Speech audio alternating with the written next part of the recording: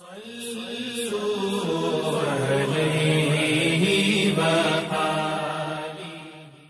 اللہ الرحمن الرحیم۔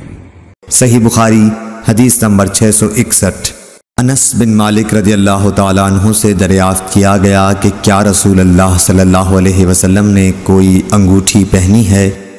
آپ نے فرمایا کہ ہاں۔ ایک رات عشاء کی نماز میں آپ نے آدھی رات تک دیر کی، نماز کے بعد ہماری طرف متوجہ ہوئے اور فرمایا، لوگ نماز پڑھ کر سو چکے ہوں گے اور تم لوگ اس وقت تک نماز ہی کی حالت میں تھے جب تک تم نماز کا انتظار کرتے رہے۔ حضرت انس رضی اللہ تعالیٰ عنہ نے فرمایا، جیسے اس وقت میں آپ کی انگوٹھی کی چمک دیکھ رہا ہوں، یعنی آپ کی انگوٹھی کی چمک کا سما میری آنکھوں میں ہے۔